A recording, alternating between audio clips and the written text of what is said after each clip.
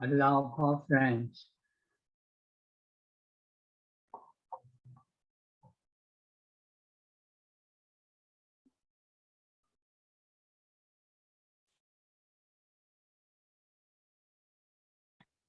Аллах. Allow. Анары нет еще, да? Well, we are waiting for the friends. Окей.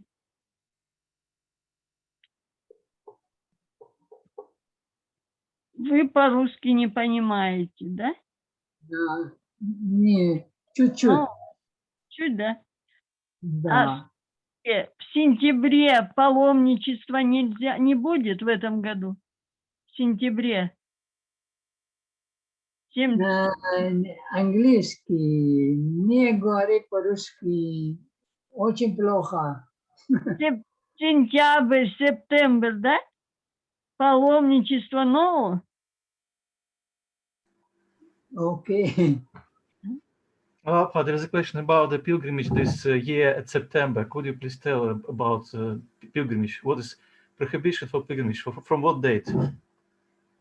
I don't know really when the pilgrimage starts. It's supposed to start in October, but I am not sure with the situation. These are the things that only the House of Justice can tell the friends. I am not in the World Center. I am in Suriname. So I don't know what is happening, really. Я не знаю точно, все будет согласно указанию Всемирного дома справедливости, предположительно с октября, но по разрешению Всемирного дома справедливости. А вот скажите, если на 3 дня, например, я за сколько дней должна попросить разрешения? Next question is about 3-day visit. How long take place for the receive prohibition for this 3 days visit?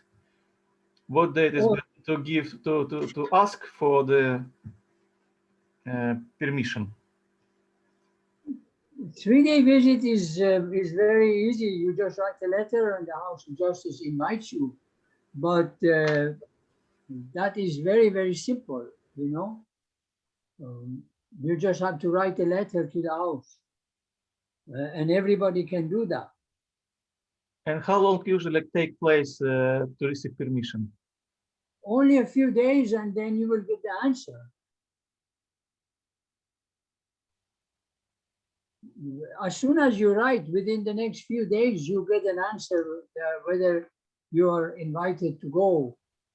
And they give you a time and they say you can come very quickly. Could you please repeat, because there are some problems with communication? I say, well, as soon as you write a letter or you send an email, within 1 week, you get an answer giving you a time that you can go on pilgrimage for 3 days. Oh, understood. В общем, обычно это занимает около недели. С момента подачи заявления вы получите уже ответ. Понятно. Я, например, вот в этом году, могу поехать в сентябре в Турцию.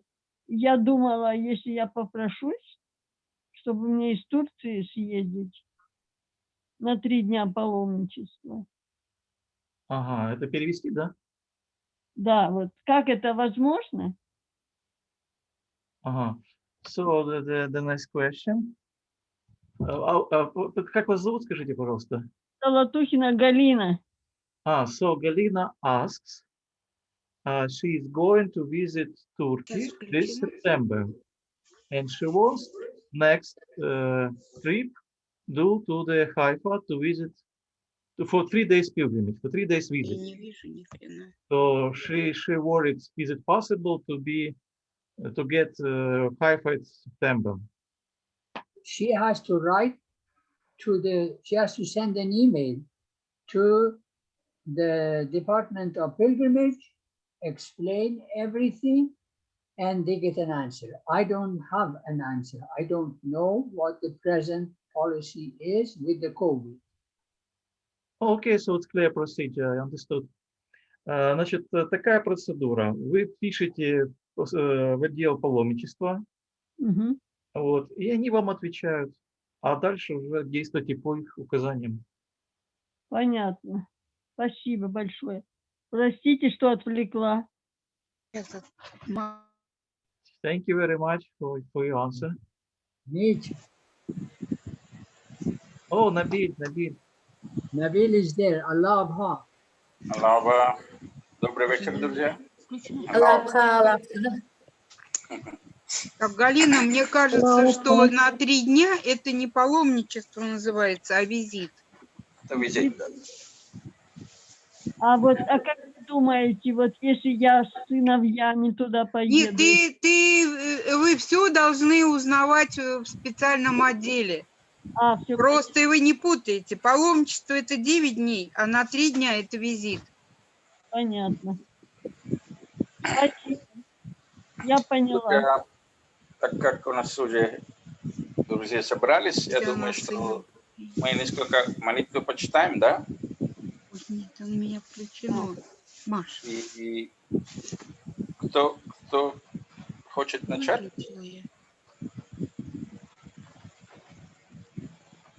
Может быть, из Киргизстана начнем?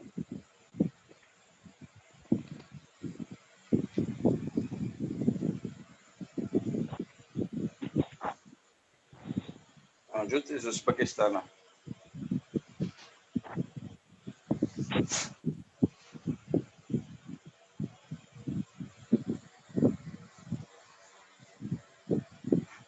So we'll start with some prayers. Yeah.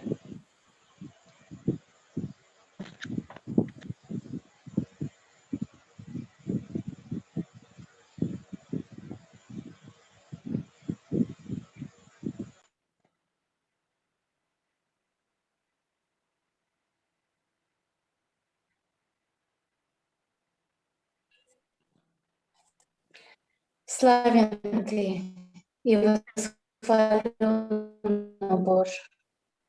Приблизь день, когда достигнем мы божественного присутствия Твоего, Отца нашего, силой Твоей любви и благоволения, и даруй нам стойкость, дабы мы охотно подчинились воле Твоей и велению Твоему.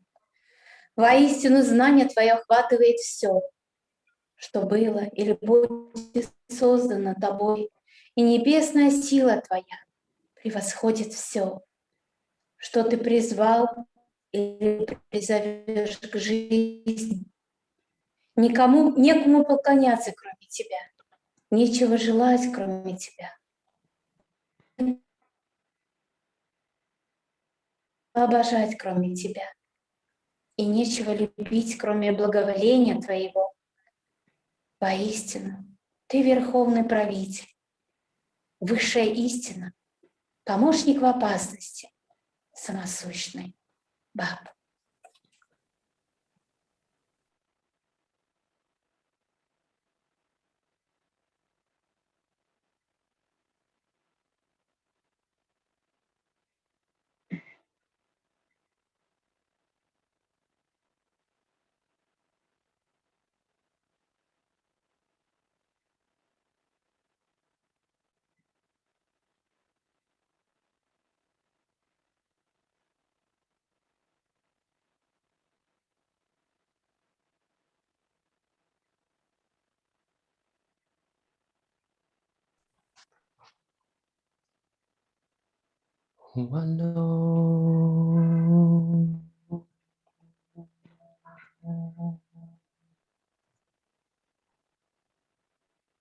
خداوندا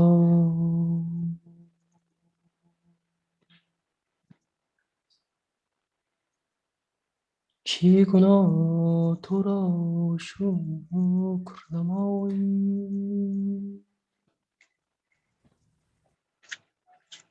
نامای تو نامتناهی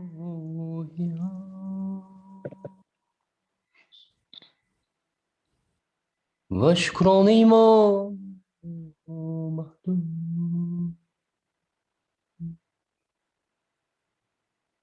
چی گناه محدود شکر غیر محدود نمایم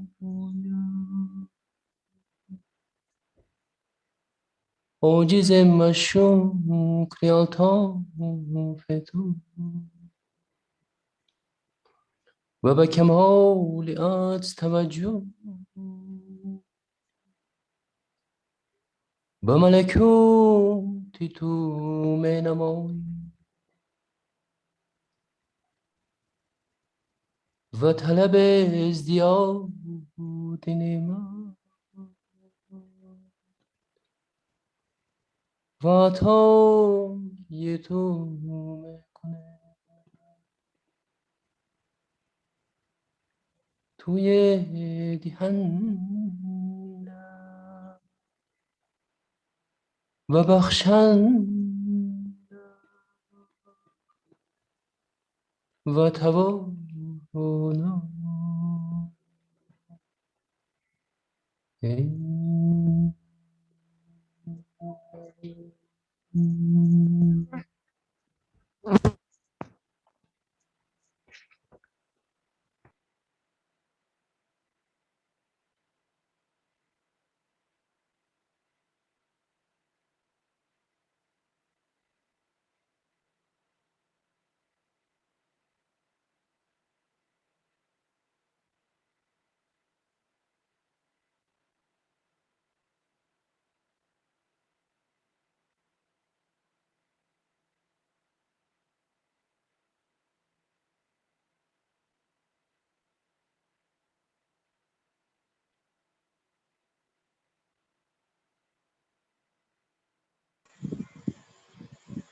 Thy name is my healing, my God,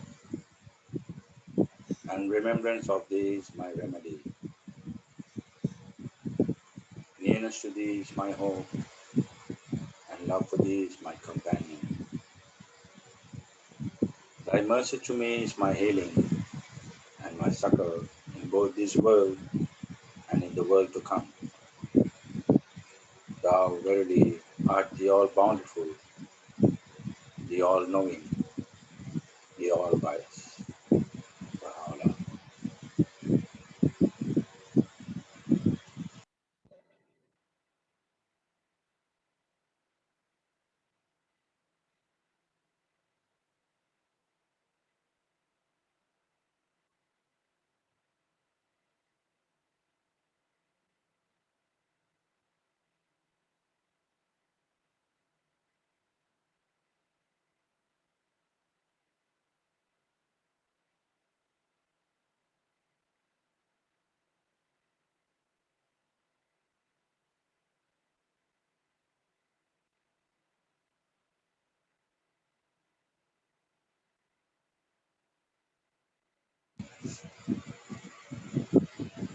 Спасибо, друзья, за молитву.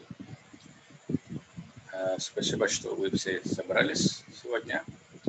Мы дальше дадим слово господину Джамшиду Арджоманди, чтобы продолжать наши встречи. Mr. Arджоманди, welcome.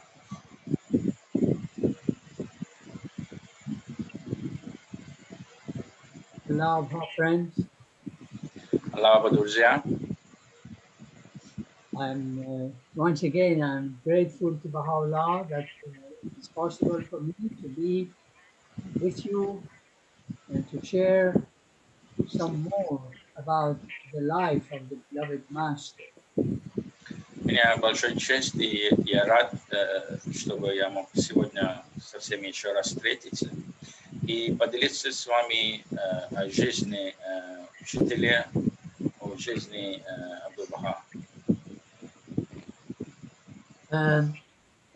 Of course, as I keep mentioning, Baha'u'llah and Abdul Baha's life is so intertwined, so connected, that when we talk about Baha'u'llah, we immediately have to include Abdul Baha.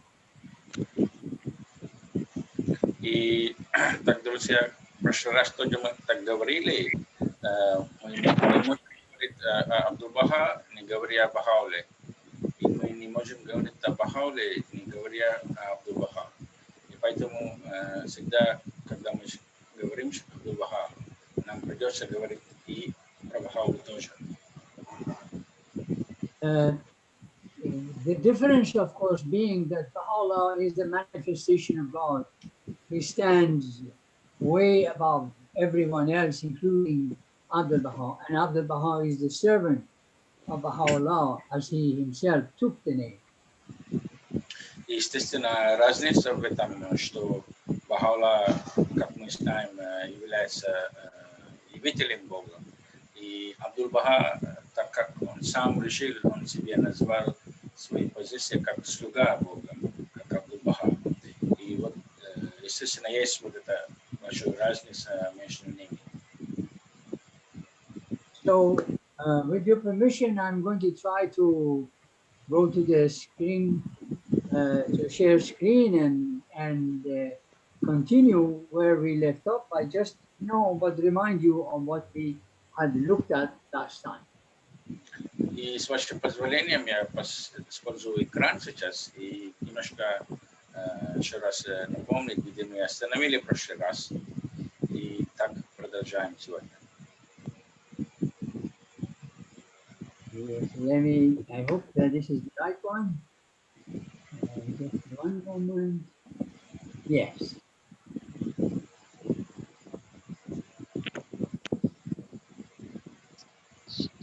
Всем видно, да, экран? Okay, dear friend. Now you remember last time we talked about. We've already talked about this last time, and just to remind you that they are in the old city of Akkar.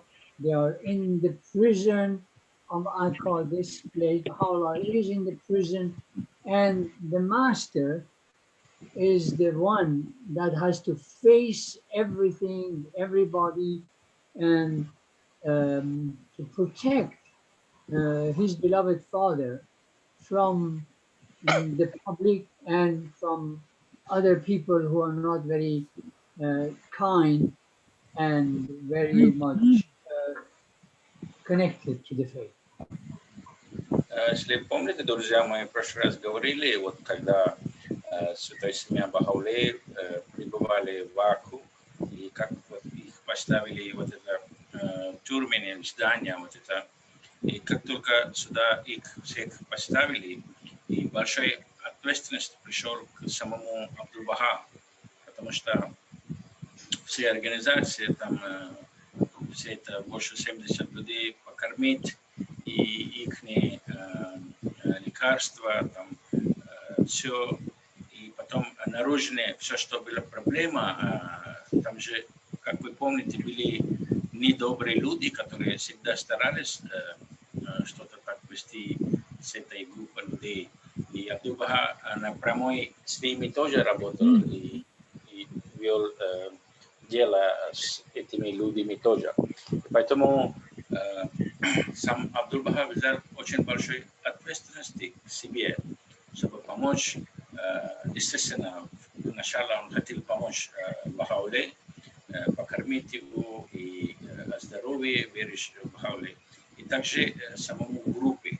Поэтому, когда Абдул-Баха был в группе, когда он и был отдельно от группы, чтобы помочь этой группе, которая уже, вот, как вы видите в этом картине, самому в тюрьме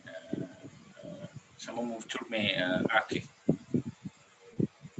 Now, we also mentioned that it was in this mosque of Al-Jazar where the edict of the Sultan was read, forbidding the people of Akkar to have any association with Baha'u'llah, Abdul Baha, and other followers of Baha'u'llah. So the situation was very, very difficult at that time, in the beginning, for the believers, and particularly for the beloved master, Abdul Baha.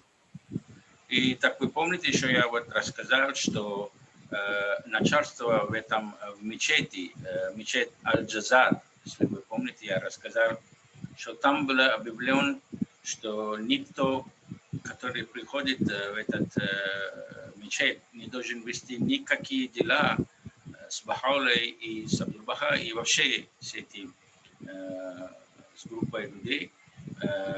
И и там было очень много проблем, которые они создали. И было такое публичное обвинение, что никто не должен вести никакие дела с Бахаи, которые вот приехали только что.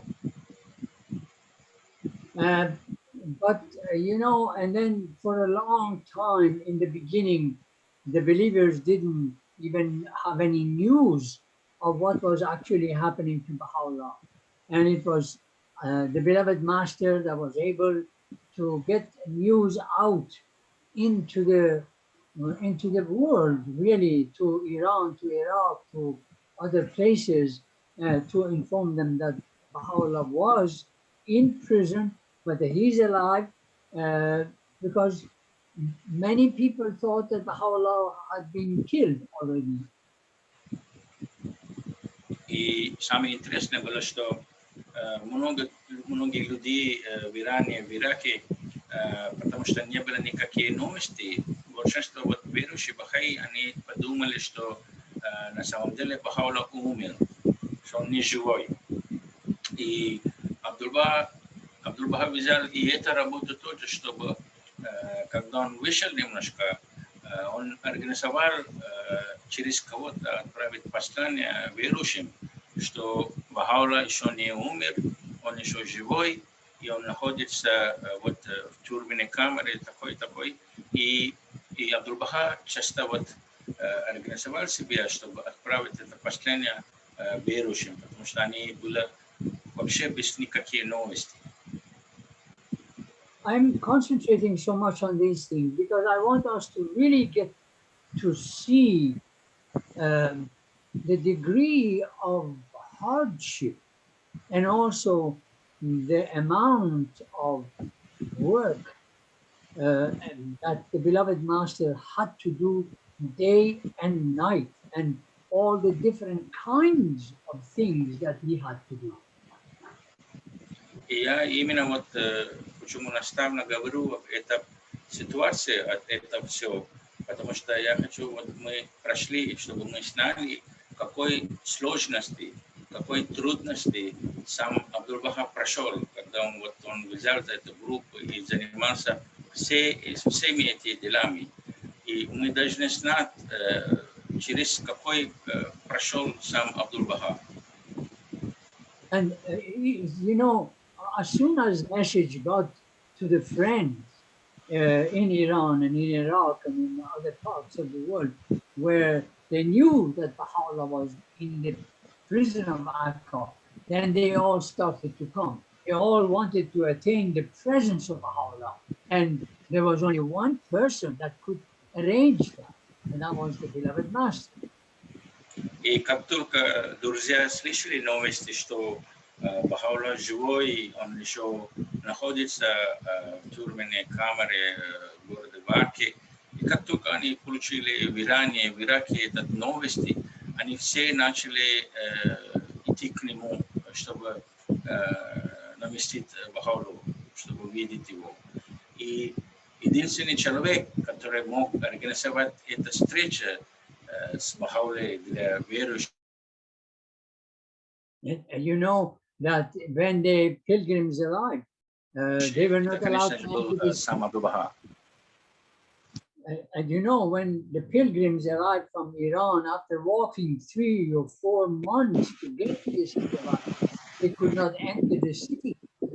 They could not enter the presence of Baha'u'llah. They would stand outside and hope to see the hand of Baha'u'llah waving to the windows of the prison. That's all they could see. So no one could come into the city of Akka, let alone come into the prison.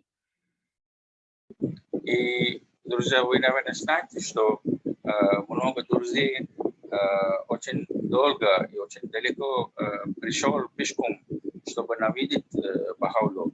Но когда, в конце концов, они видели Баха'у'ллу, они даже не могли его полностью увидеть. Некоторые просто смотрели, и они могут только видеть его руки.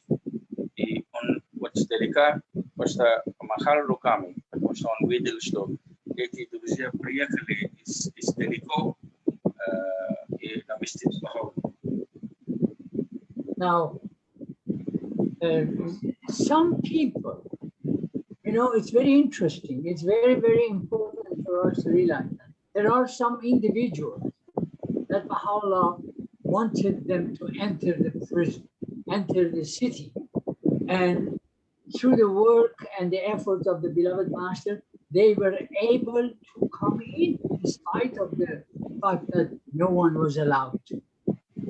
И так интересно, что Бахаулла сам так сделали, и он разрешил некоторым людям приехать внутри саму тюрьму, потому что никому не разрешили. Они никому не разрешили, чтобы навестить Бахауллу. И поэтому очень интересно было, что только вот Абдул-Баха мог организовать это все. И он знал, как это все организовать. People, you know, one of the first person to enter the prison and attain the presence of Baha'u'llah was Haji Amin, you know, the trustee of Huququllah later on. He was the first one. And then Badi, he was another one. И самый первый, который вот получил разрешение, чтобы навестить Бахауллу, это был Хаджи Амин. И вот второй, который получил такое разрешение, это был Бади, сам Бади. And you know, Haji Amin, you know the story of both Haji Amin and Badi, of course. But just to remind us, is that Haji Amin was able to enter the public bath and just to see the person of Baha'u'llah, only to look at him, not even, he wasn't allowed to approach him, he wasn't allowed to talk to him, just to look at the beauty of the countenance of the blessed beauty was enough for Haji Amin. And when he saw that, he fainted and fell down and broke his head. И так было, что чтобы увидеть Бахауллу, это было что-то. И Хаджи Амину так организовали встречу, когда Бахаулла пошел в это место, где публичное было, где все там купались, да? И так было, что он просто мог там его увидеть.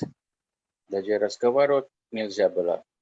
И даже то, что Хаджи Амину дали такой возможности, это ему было такой выше крыши, что он не мог поверить, что он мог увидеть сам Бахауллу. И вот когда он пришел туда, он по-настоящему увидел самому персону Бахауллы.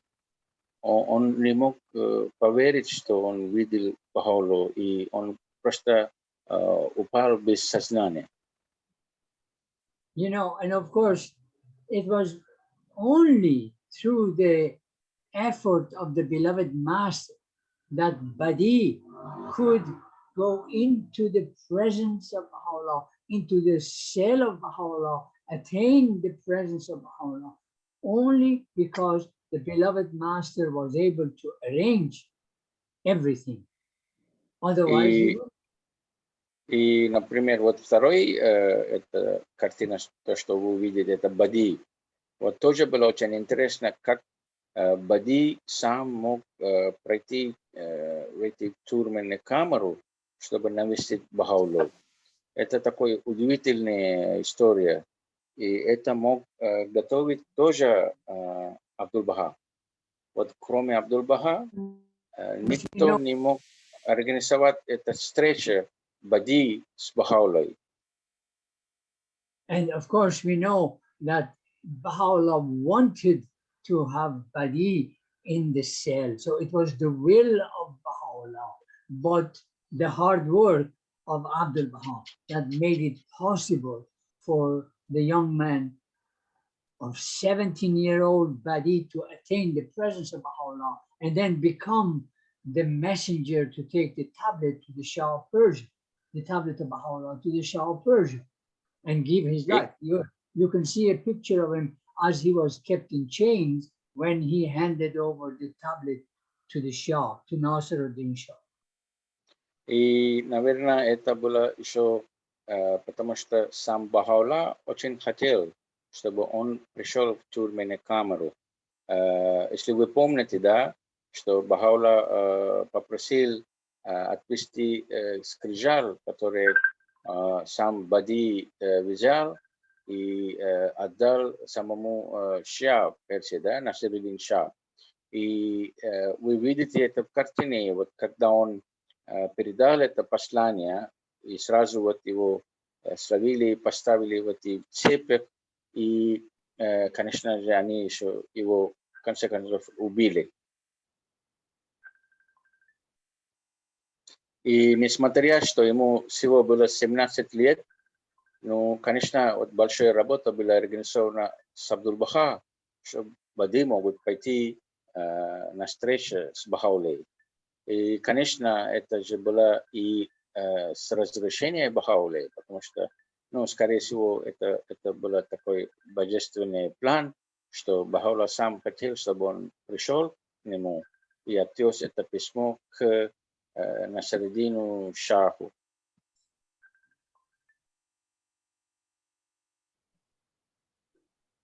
So this, I'm sorry, there somebody was trying to call me. I couldn't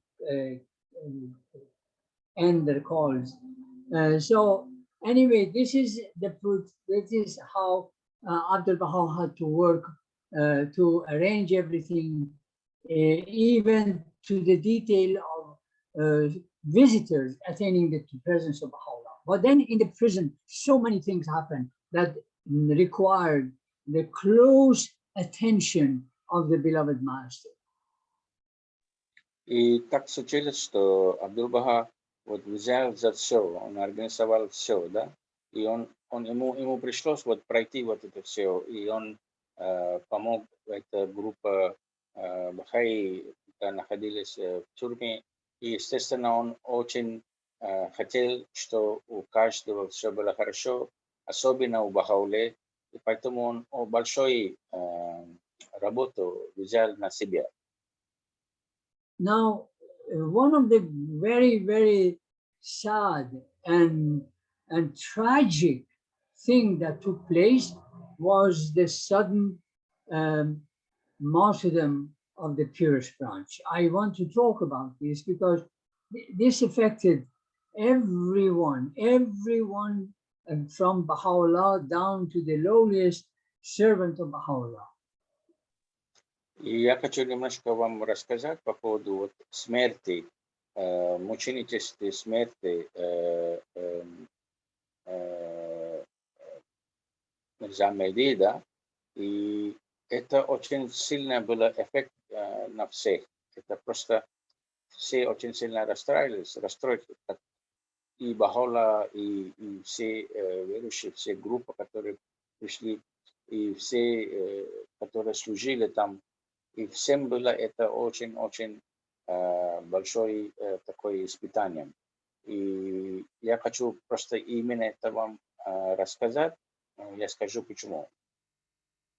Now, dear friends, you all know about the purest branch. You know his sufferings began at the age of 4, when he's in Iran, when Baha'u'llah was put in the Siyah. Purest branch was only 4 years old. And when Baha'u'llah was exiled to Iraq, he couldn't go with them because he was too young and the journey was too difficult. So they left him behind. And it was many, many years later that he was able to join Baha'u'llah in Iraq after Baha'u'llah returned from his exile, from his, living in the mountains of Kurdistan. Наверное, друзья, вы помните, я вам рассказал, что когда группу собрали, их отсылали из Багдада, да, их отправили, и Бахаулла, и вот остальные все, они знали, какой тяжелый путь промежит им, и что тяжело, эта дорога очень тяжело. И поэтому они оставили Мирза Мехди, они оставили с родителями, с бабушкой, дедушкой там, потому что они знали, что он был еще маленьким ребенком, и он не смог проехать этот путь с ними. И потом, позже время, когда еще пошли ссылку Бахауле, и еще когда еще Бахаула вот были на эти 2 года, он оставил семья, да, и когда он возвращался из эти горы, вот тогда только они решили привести Мирза Мехди обратно в семью. Now, dear friends, you know, I don't want to go into all the details, but from the time that purest branch, Mirza Mehdi, joined the family in Baghdad, right up to the time, to the 22nd of June, 1870, that he sacrificed himself, he shared in exile, in imprisonment, and the sufferings of Baha'u'llah all the way to the prison of Akka. И потом вот следующее то, что было, что когда из Багдада и потом до Акку, когда они проехали, и я хочу рассказать вам, что до его смерти, 1870 год, он тоже страдал, то, что прошел сам Бахаулlah. И вот он был с ними в последнее свое время, с этой группой, он тоже вот прошел все эти страдания. And of course, you know the story, that even when he was in the prison of Akkadiya, his happiness was to go every day into the presence of his beloved father and act as a secretary. When Baha'u'llah revealed the tablets, he would write them down, or sometimes he would copy them in good handwriting after the revelation had taken place. So that was the joy of his life, was to be with Baha'u'llah and to be a secretary of his beloved father.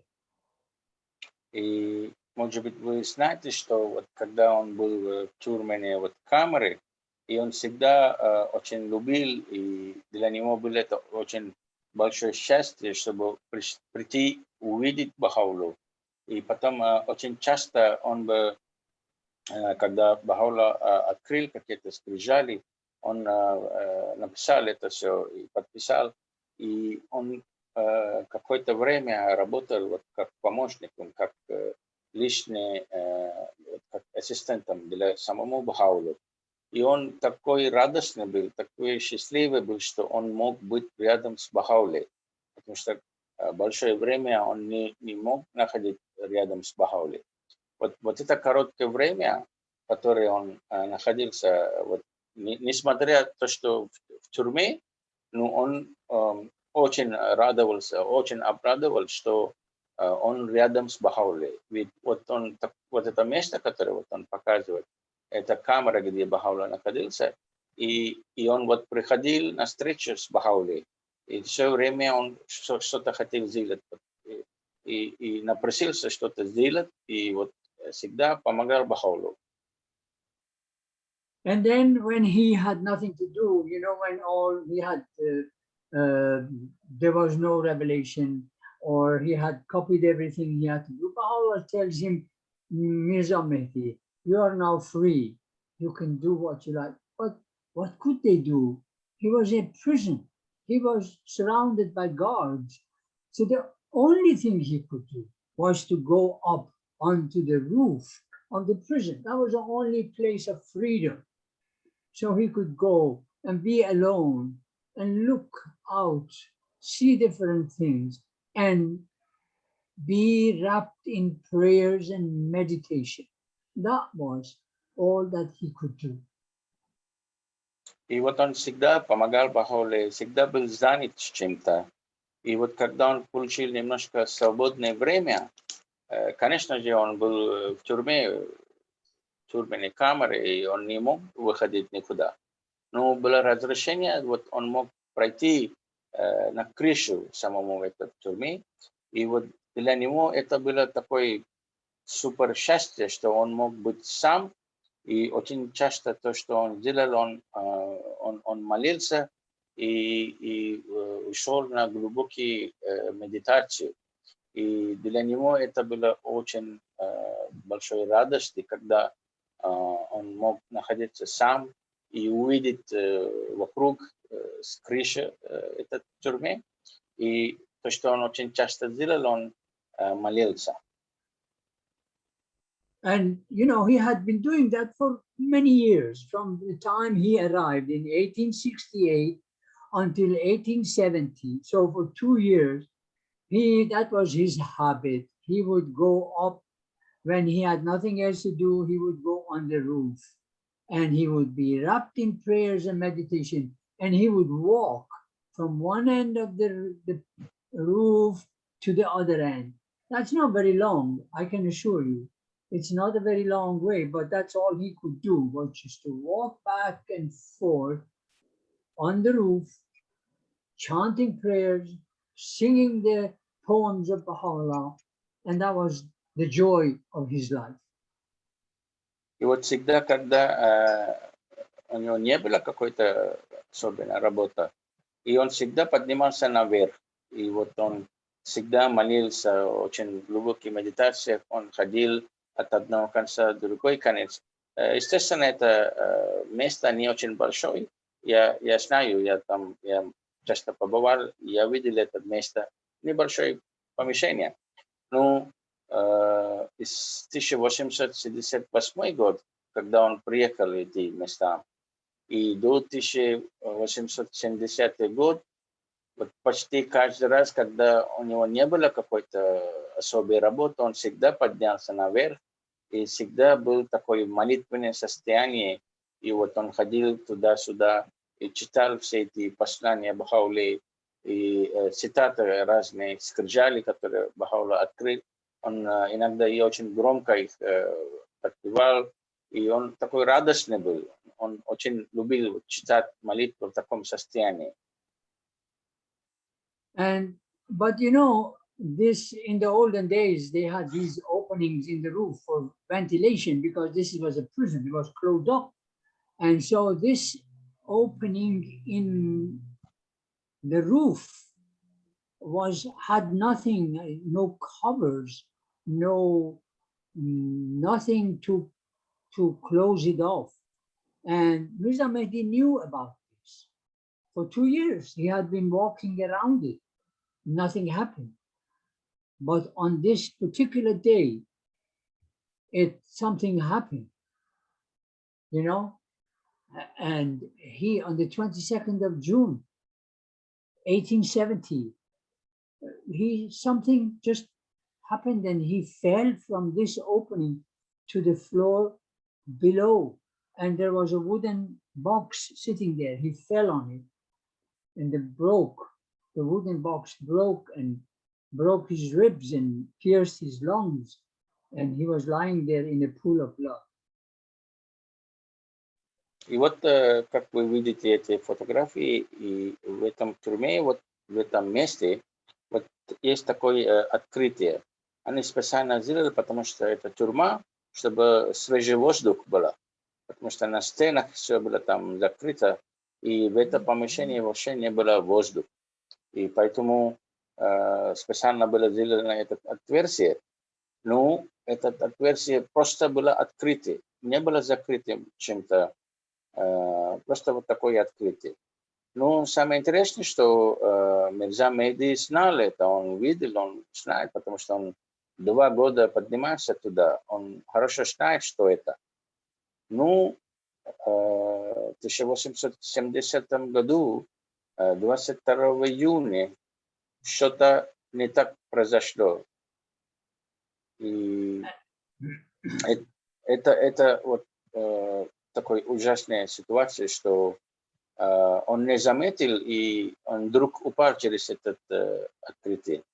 И он упал там внизу, в этом месте, вот сейчас, которые вот защитные вот эти поставлены, там раньше была такая коробка, как сундук называется, да? И он упал сверху прямо на этот сундук и разбил на всю сторону этот сундук. И это то, что он упал прямо на это, он его разбил, все ребра разбил, и много вот дерева, которые были разбиты, зашел через его тело. И вот такое была необычная вот ситуация, что состояние вот не мог просто рассказать. And dear friends, you know, the story is, of course, very long, but at the end of the situation was that when Baha'u'llah came to see him, Baha'u'llah asked him, what is his wish?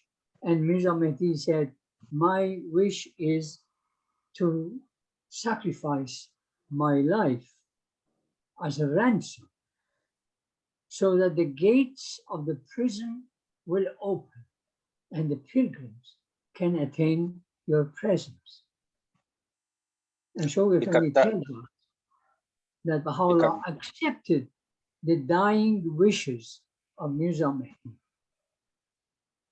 И вот когда Мирза Мехди упал, вот так, и ему очень плохо был, и, естественно, Бахаулла и остальные все быстро подошли к нему. И это время Бахаулла спросил у Мирза Мехди, вот какое у него желание, что он хочет сейчас.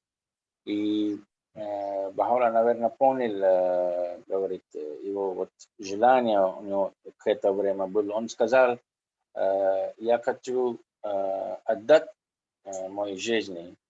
Я хочу отдать мою жизнь, чтобы ворота в этой тюрьме открылись, и паломники получили разрешение, чтобы приехать и навестить вас. И вот я этого очень хочу, он так сказал. И в то же время Шоги Эфенди очень красиво расписал эту картину, эту ситуацию, и то, что говорили Бахаулла тоже. But dear friends, of course, we know that in a tablet that Baha'u'llah revealed, he tells us that he sacrificed Mirza Mehdi to awaken humanity and bring about the unity of mankind. That is the main reason Baha'u'llah sacrificed Mirza Mehdi in the most great prison.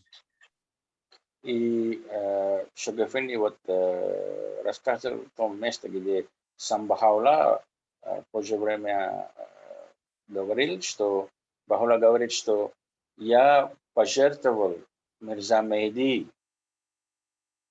чтобы человечество мог проснуться и увидеть, что настолько важно единство на земле. И вот очень такое высказывание Бахаулла, это вот очень важно. But now, dear friends, what is really very, very important is to realize what a painful experience was that for everyone, for Baha'u'llah himself, for Asiya Khanum, the beloved mother, for Abdul Baha, and for the greatest holy leaf. Particularly, not all the prisoners were in pain and suffered because of the loss of Mirza Mehdi, but more so Baha'u'llah, Asiya Khanum, greatest holy leaf, and Abdul. И, друзья, вот вы должны знать, что вот этот момент, когда умер Мирза Мехди, это была очень большой боль для всех, которые вот проживали это время самом в тюрьме, да, в Аке. И все, конечно, это не ожидали такого. Ну, конечно, всем было очень больно вот эта потеря. Но намного сильнее страдал сам Бахаулла, Асия Ханум, величайший лист и сам Абдул-Баха. Вот они, конечно, очень сильно страдали вот эта потеря. Dear friends, you see, this is the only photograph we have in the Baha'i world of Abdul Baha and Mirza Mehdi. And look at the two of them sitting, two brothers. И, друзья, эта фотография, которую вы увидите сейчас, это единственная фотография, которая по всему миру у нас вот есть. Это вот когда Абдул-Баха с Мирза Мехди вместе вот сидит вот это. Это единственная фотография, которая у нас есть. И смотрите, как братья, как рядом сидят. You know, you can see, you can imagine for yourself. You are an older brother, and your younger brother has fallen and tragically has suffered martyrdom in the most great prison. Just imagine what would be your feeling, and then you can understand how the beloved master must have felt when Purest Branch died. И, друзья, на самом деле это такой тяжелый момент был для Абдул-Баха. Вот вы сами представьте, если у вас был такой брат, и в таком ситуации они были вместе, рядом друг с другом, и проживали большое время это в тюрьме, в камере. И вдруг один день он упал, и разбился и умер. И представьте, он принимал мученический смерть, еще с большим смыслом там, да? И представьте, вот если такого произошло свою брату, да, младший брат. И, естественно, для Абдул-Баха это был очень больной такой момент такой. Он сильно любил свою брату, и они были вместе, они сделали все вместе. И вот вдруг один день умирает этот единственный брат. Представьте, если вы представьте, если вы были старшим братом, что у вас был такой маленький брат, и он вот очень любил они друг друга. И Абдул-Баха, как старший брат, с ним вот провел очень много времени. И вот однажды, в 1870 году, 22 июня, вот он упал и принял такой мученический смерть.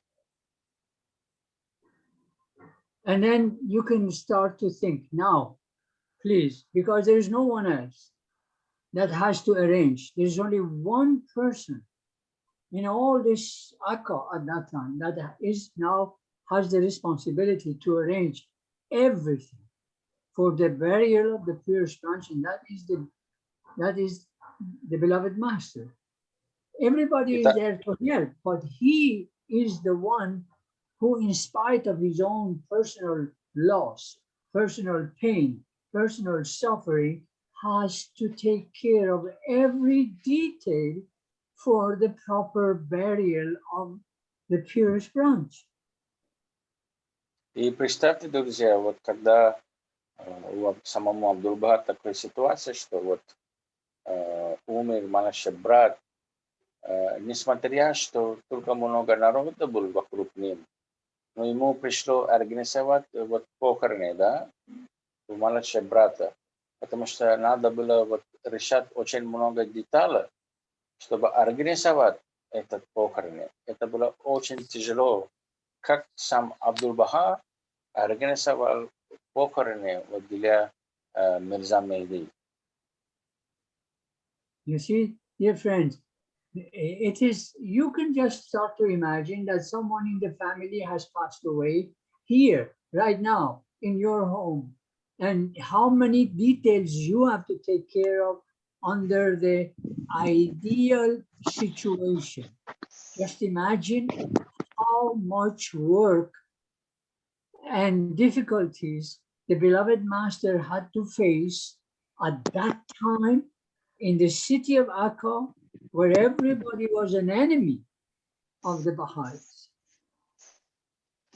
Ну, представьте, друзья, когда у нас кто-то умер, и мы сколько хотим на каждую деталь, чтобы провожать это человеку, да? Ну, здесь получается, что хотя только много народа был, но сам Бахауле, извините, сам Абдул-Баха взялся, чтобы организовать вот это последний путь своего брата. Да. Это был очень тяжелый момент для самого Абдул-Баха. Yes, of course the friends were there. They helped with the washing of the body and the shrouding and everything. But Abdul Baha was broken-hearted. And eyewitnesses tell us that during the time when the friends were preparing the body of the purest branch inside the tent in the prison, Abdul Baha was walking around the tent shedding tears of sorrow at the loss of his beloved brother. И так говорится, что, конечно, Абдул-Баха был настолько тяжело, и, конечно, вот друзья вот быстренько начали помочь, потому что надо помыть его тело и подготовить к похорону, да. И Абдул-Баха не мог этого, и этот боль, и он просто, там было построено тент, где вот они помыли тело Мирза Мехди. И Абдул-Баха было настолько больно, что он молился, он плакал и ходил вокруг этот тент. И ему было очень тяжело. You know, dear friends, in a tablet that the Baha'u'llah revealed at that time, he tells us that the concourse on high lamented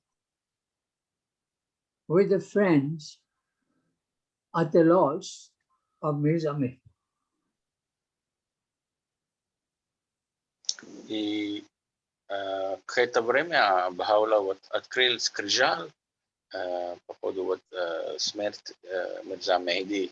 Он говорит, что сон Вишнава, говорит, плакали совместно с друзьями, которые в это время были на земле. Говорит, настолько была трагедия, что сон Вишнава, говорит, все, которые там наверху, они все плакали совместно с верующим внизу. And Abdul Baha, in spite of his own loss, his own sorrow, his own pain, he still had to look after everybody, console everybody. So you can imagine what he must have been going through on that particular occasion. И представьте, какой была ситуация у Абдул-Баха, у самому такой боли, когда он проходит, он должен похоронить своего маленького брата. Все равно он, несмотря на все эти боли, все эти проблемы, он начал ухаживать за каждым. Он смотрел, что у всех было все хорошо, и он полностью вот контролировал вот ситуацию. Он был такой сильным, что он взялся за все. Вот представьте, вот такой, какой он был и такой ситуации.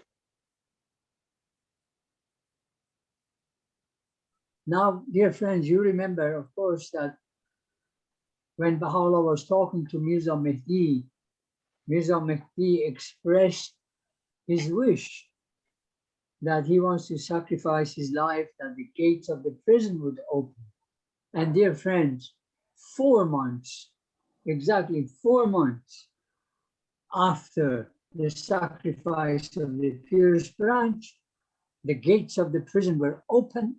Baha'u'llah, his family, and the companions were allowed to leave the prison and find houses in the city of Akka. И вот, друзья, вы не поверите, что, помните, я вам рассказал, что Бахаулла спросил Мирза Мехди, вот, что он желает, что он хочет, вот, когда он упали с этой крыши, да. И он сказал, что мое желание, я отдам свою жизнь, чтобы эти ворота открылись. И вот через 4 месяца, как раз вот как он хотел, как Бахаулла разрешил это, они открыли ворота в этой тюрьме и разрешили Бахаулу и семью выходить из тюрьмы, и чтобы они в этом тюрьме в городе, вот в Ваке, чтобы мог пойти пожить в какие-то дома. И вот им это разрешение получил ровно через 4 месяца. Now, dear friends, you know, there were a lot of people. More than 70 people. Abdul Baha had to find accommodation for everyone. Had to find a house, how to find a room, how to find a place where they could all stay. And of course, he had to find places or place for Baha'u'llah and his family, and particularly the women people. You know, he couldn't let them just stay anywhere. He was always worried about the safety of everyone. И представьте, друзья, вот так они разрешили выходить из тюрьменных камер и выходить в город пойти. И вот это время пришлось такой работу для Абдул-Баха, что он должен был искать проживание для всех. Помните, да, что большая группа, больше 70 человек был. И там был отдельно очень много женщин в этой группе, и Абдул-Бах должен был смотреть, чтобы они правильно получили жилье, и потом семья Бахауле, как они могут жить семья Бахауле, да? Еще другие, там больше 70 людей. И Абдул-Бах должен был поискать и находить проживание для каждому, потому что он хотел, что каждый получил проживание по-нормальному, чтобы могут пожить там. Now, dear friends, initially, Abdul Baha was able to find a small house where Baha'u'llah could move into, but it was very small. And then he moved again after a couple of months to another one, and then to another one. So 2 or 3 times, Abdul Baha had to find better houses for Baha'u'llah and some of the members of the family, until he was able to find this bigger house, which we know as the house of Abu. This is the house of Udi Hama, the back part of the house. И так случилось, что вот когда они находили разные проживания для разных людей, самый первый вот Абдул-Бах нашел одно место, очень маленький домик для Бахаулу. И это было временно, было очень короткое время. Потом через некоторое время нашел еще один дом, и еще один дом. И каждый раз пришлось Абдул-Баха, чтобы находить лучшее место для Бахаулу. И потом, в конце концов, вот Абдул-Баха нашел вот этот дом. Помните, да, вот, который вот, дом, который называется вот эти задние части, Уди Камара, да? И вот в самом конце Абдул-Бах находил вот это здание. И вот потом привез семья Бахауле сюда, в это здание. So, dear friends, this is really was a bigger house, and Baha'u'llah entered the house through this door and went upstairs, and these are the windows of the room of Baha'u'llah. And it is in this room that Baha'u'llah revealed the Kitab al-Aqdas. И представьте, друзья, что Бахаулла пришел в этот дом, и вот через эти двери он зашел в этот дом, и вот поднялся наверх, вот слева 2 окна видно, и в эти 2 окна, эта комната, вот Бахаулла занимал эту комнату. И, как вы знаете, величайшая книга Китаби Агдас была вот написана вот в этом комнаты с Бахаулой. But you know, there were a lot of other people. There were about 70 people there. And Abdul Baha had to find houses for them. So then the next place that Abdul Baha was able to find was the Khana Awami, this place. It had many, this was a caravanserai and had many rooms. And Abdul Baha was able to rent some of these rooms for the believers. И вот для Бахаулу находили вот этот место, дом, который вот у Дихамара. И вот вы помните, да, там еще больше 70 человек было. И Абдул-Баха должен был находить для каждому проживания. И что он делал, вот он дальше пошел и находил вот это Хани Авами называется. Это вот эти бараки, которые он находился там отдельной комнатой и наверху, и внизу.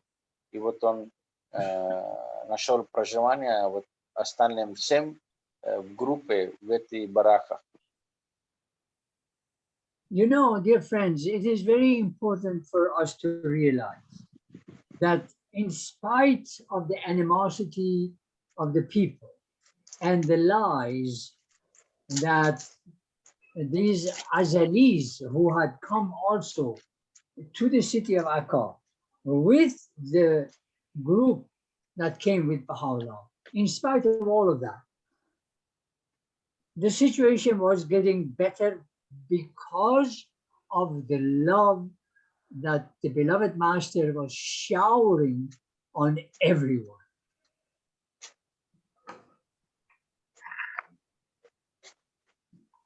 И вот когда они привезли людей, и вот они все находились здесь, и как только вот все приезжали сюда, они все, вот очень много людей собрались там, они все начали вот кричать, орать на них.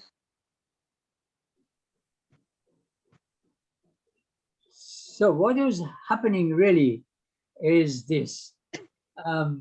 Abdul Baha was looking after the poor people, looking after the orphan, feeding the people, attending to them when they were sick, and visiting everybody, and dealing with all kinds of situations in the city, but with the way that only the Master could, just to shower everyone with his loving kindness.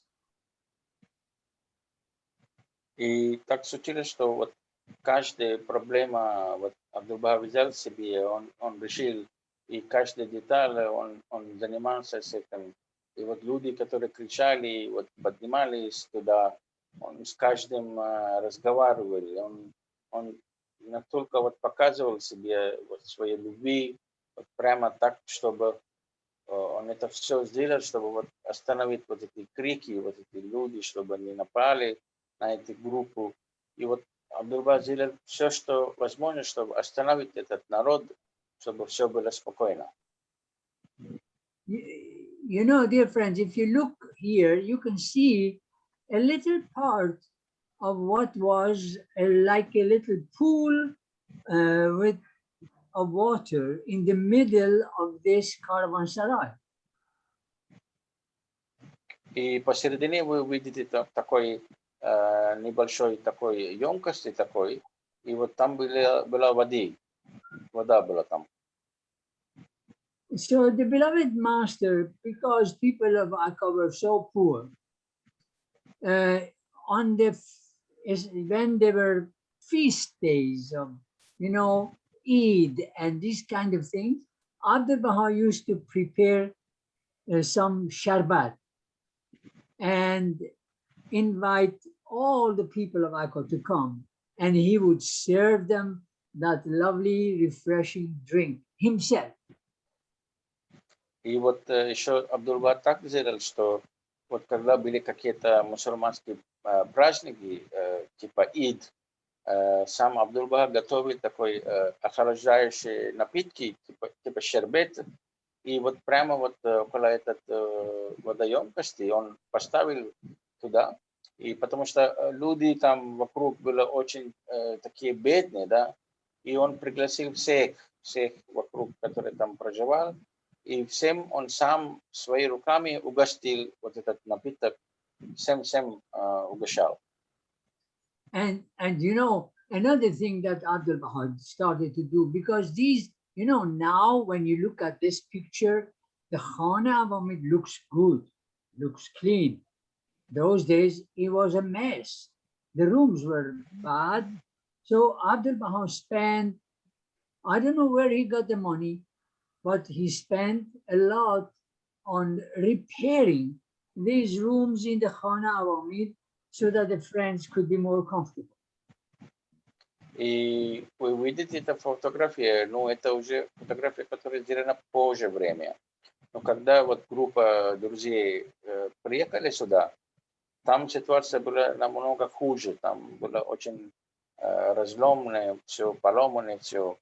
И вот то, что Абдул-Баха постоянно занимался там, как только он получил чуть-чуть денег, находил, кто могут ремонтировать и улучшить эти каждая комната, где вот проживал Бахаи.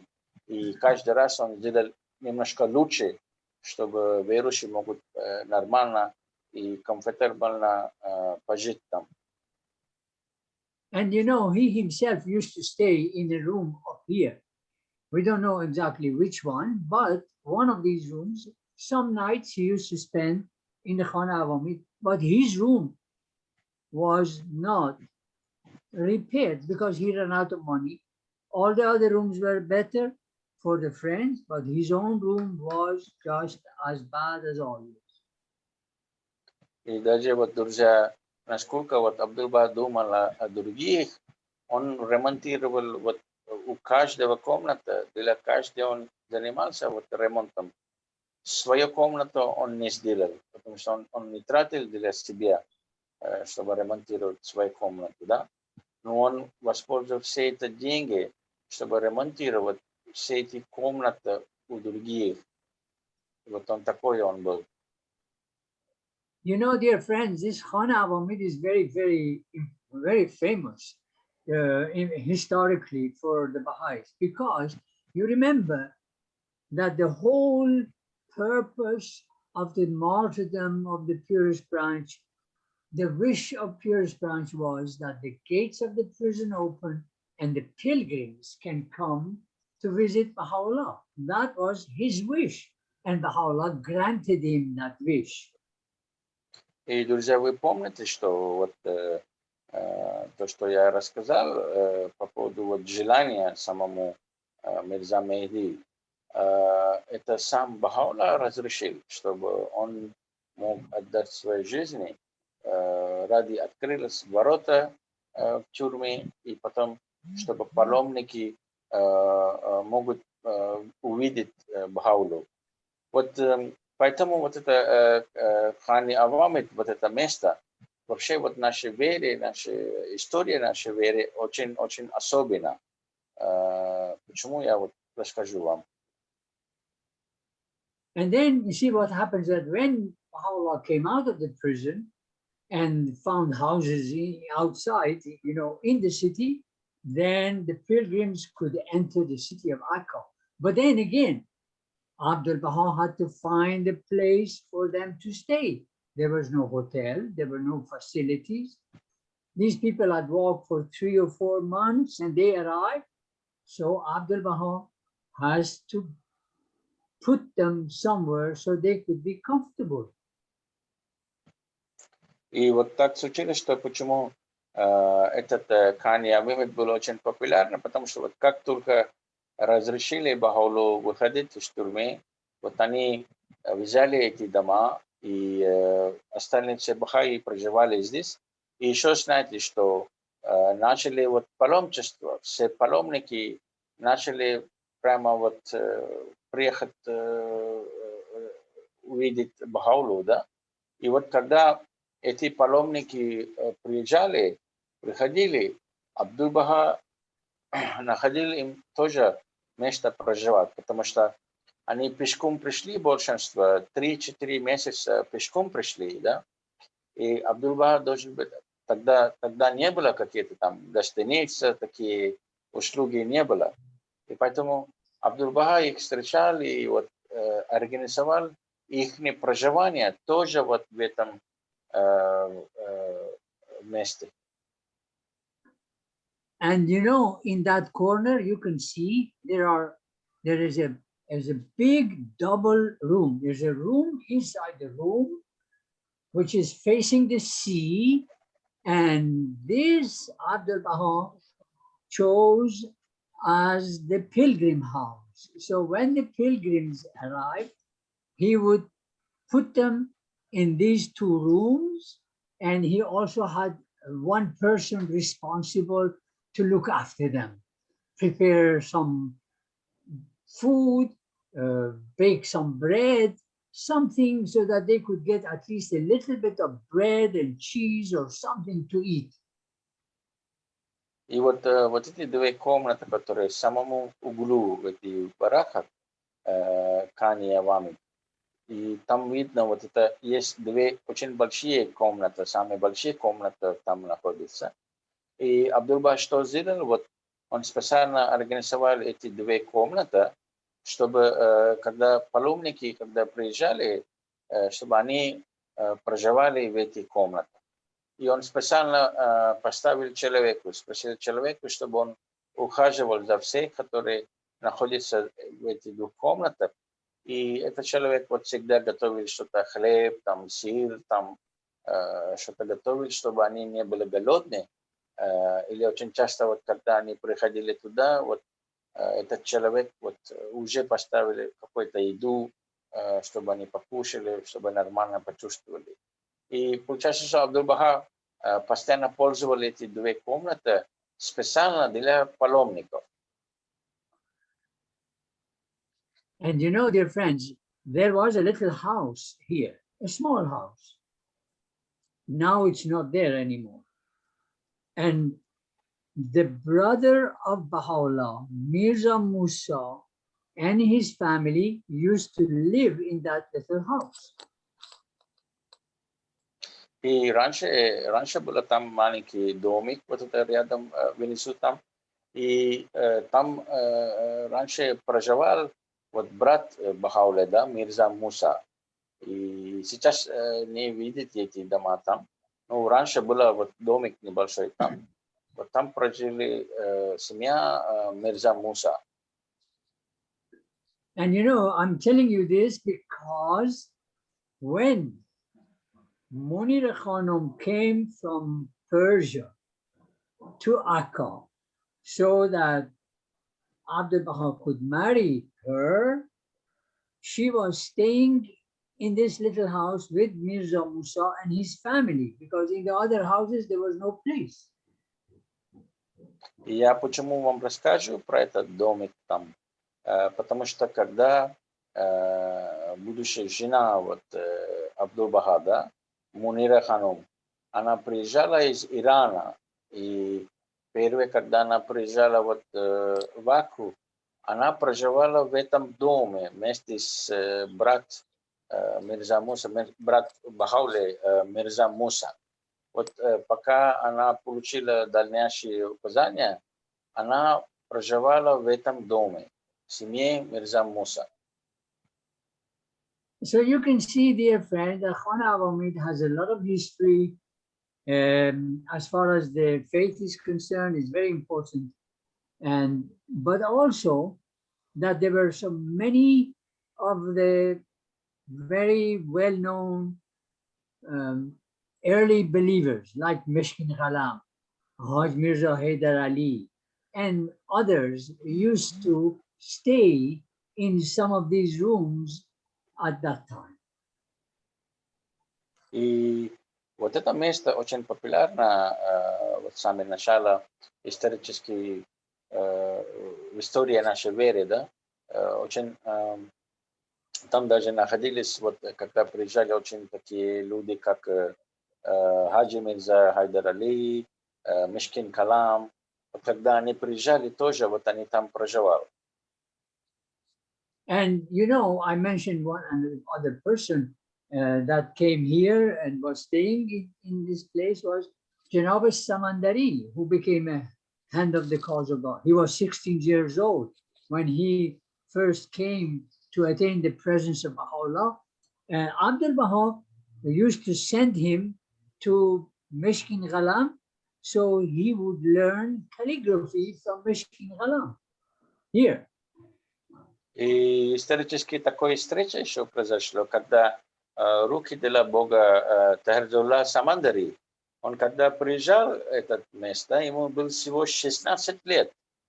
И вот Бахаулла спросил, чтобы его отправить наверху, чтобы он проживал с Мишкин Каламом, потому что Мишкин Калам, он очень красивый надпись был, очень красиво написал эти каллиграфии.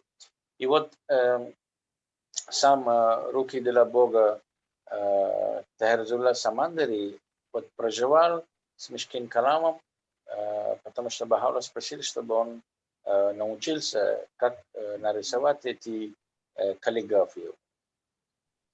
And you know, if you go to the mansion of Bahi when you're on pilgrimage, in one of the rooms, there is a big greatest name, very big, in one of the rooms, not in the hall, in one of the rooms.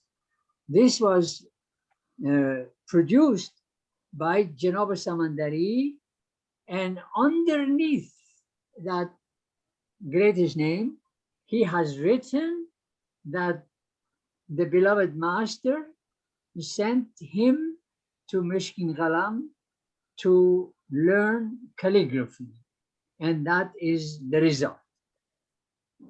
И если вам удается быть в доме Бахаулы, да, Бахаджи, одна из комнат, не в зале, а в одном из комнаты, есть очень большой каллиграфия, величайшее имя.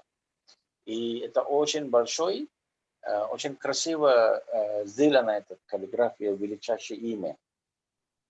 Там в самом низу маленькими буквами написано, эта работа я сделал, потому что сам Абдул-Баха меня спросил научиться у Мишкин Калама.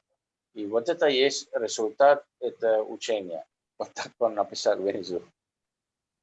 And finally, I tell you that because of the fact that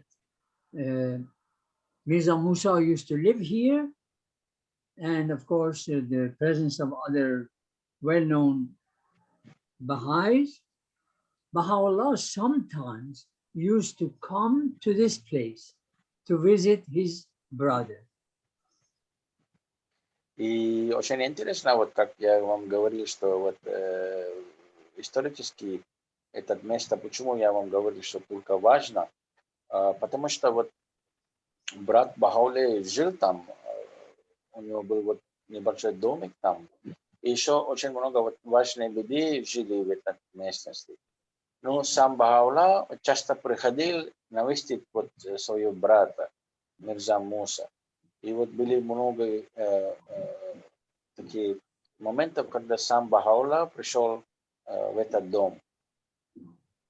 But really, friends, I also would like to, you know, it's already getting late, but I just like to mention that I have now, particularly at this last moment of today, I have tried to show you the two sides of life amongst the followers of Baha'u'llah.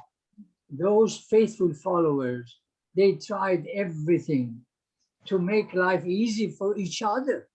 When some of them found a little work, they would earn a little money and they would buy a little date or some bread or something, and they would all share it and try to live a happy life. And Abdul Baha tells us that the friends used to sometimes spend nights sitting together and telling funny stories of things that happened to them, so that they could be laughing and having a good time together.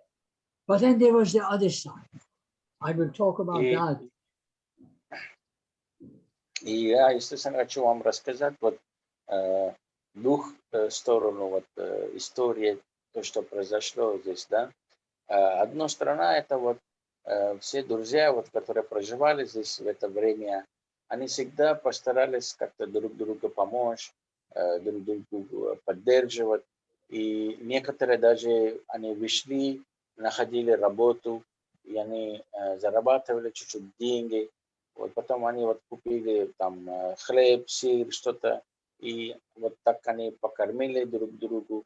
И потом по вечерам они все собрались, там у кого-то там на костре или там просто вечерний чай пили и рассказывали все, что произошло вот весь день, что было смешного. И они смеялись, они радовались. И вот такой была жизнь у них. Вот. И Абдул-Баха, конечно, к этому очень сильно вот помог, чтобы они всегда вот радовались, смеялись, вот, чтобы была у них такой атмосфера, да. И потом, с другой стороны, была другая ситуация, которую я хочу вам рассказать. And as you know, always, when Abdul Baha came to a meeting or with a friend, he would always say, "Are you happy? I want you to be happy." And he always tried to convey that we need to be happy, always, regardless of what the situation is. We, as Baha'is, have to be happy. И вот всегда Абдул-Баха старался ухаживать за каждым, да, за каждым человеком, каждым верующим там. И всегда кто-то приходил, он всегда, Абдул-Баха спросил у них, а вы счастливы, вы довольны? И вот он постоянно, все время у всех спросил, вы счастливы, вы довольны?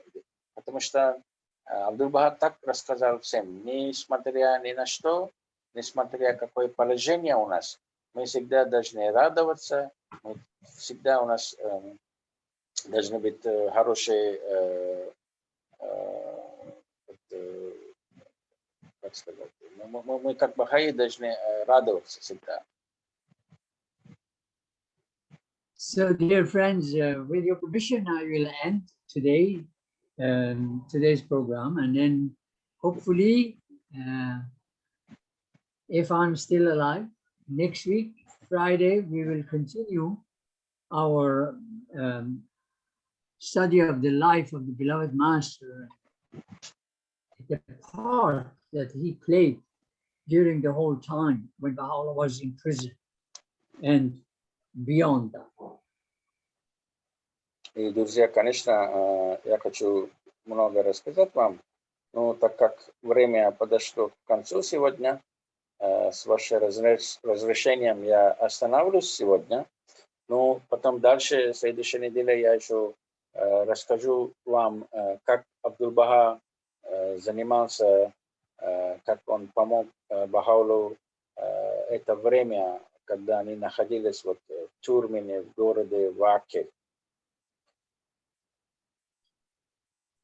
Thank you. И, может быть, у вас есть вопросы какие-то?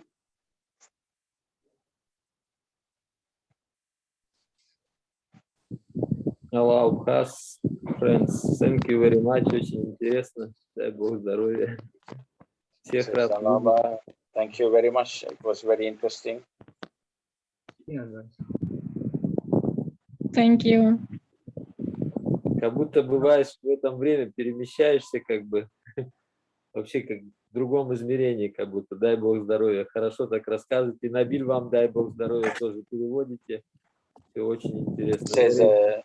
He says it is like you take us through time to those times, and he feels like he was on those days, and you explain it in such a nice way that he felt that he was there. Благодарю вас, Джамшид, за ваши вдохновляющие истории, которые действительно поднимают дух. И когда мы соразмеряем наши испытания и те испытания, которые выдержали Бахаула, Абдул-Баха и верующие, приближенные к Бахауле, наши, конечно, трудности, проблемы абсолютно ничто. Спасибо вам большое. Благодарю, Набиль, за перевод прекрасный. Спасибо за встречу. Аллах Бха, друзья. Mina Khan says that thank you very much for the stories that you shared with which uplifted her spirit, and that we can always use those situations, how Baha'u'llah, Abdul Baha, and everything what happened in the history. We can use that experience, that share that in our living life now. So we have that bounty of how you shared these stories, and you have given this to us. It's a bounty, and she's going to use that maximum in her life. Спасибо большое, Аллах Бха. Allah. Очень здорово, побольше бы таких встреч. She wishes that there will be more meetings like this. She enjoyed a lot, she says. I hope next week.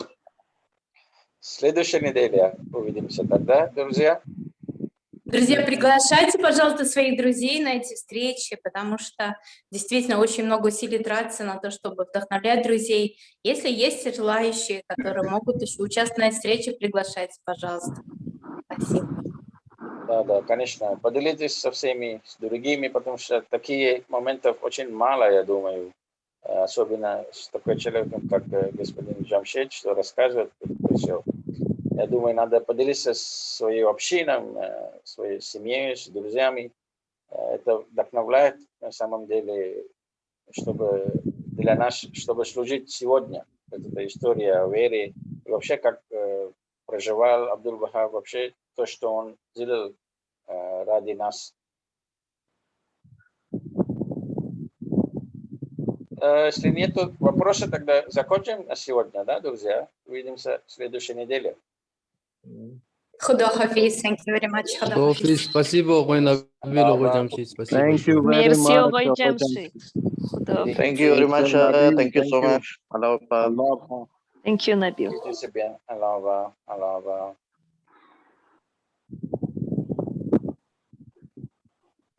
Thank you, Nabil John. Thank you. Thank you very much. Thank you. Thanks a lot. Allah Akbar. Allah. Allah Akbar, Mr. Nabil. Allah Akbar. Thank you for inviting. Thank you so much. How was it? It was a very amazing, according what explanation about the Abdul Baha and Baha'u'llah. I'm very grateful. Thank you I'm very grateful. Thank you so much. It was clear for you, no? How Mr. Jamshid was speaking. Yeah, it was very amazing, very clear now. Imagine he's in Latin America. I am translating from Sri Lanka. Yeah. friends from Russia, Kyrgyzstan, Kazakhstan, Uzbekistan, Moscow. Yeah. Okay. Yeah. Really, really good, Mr. Nabil. Your translate just now the language was very good, but I can't understand what's the language actually. But it's very nice. Yeah, the explanation was very good. Thank you for the explanation. Thank you so much. Great. And thanks for joining. You too. And he's that's now the person who explained.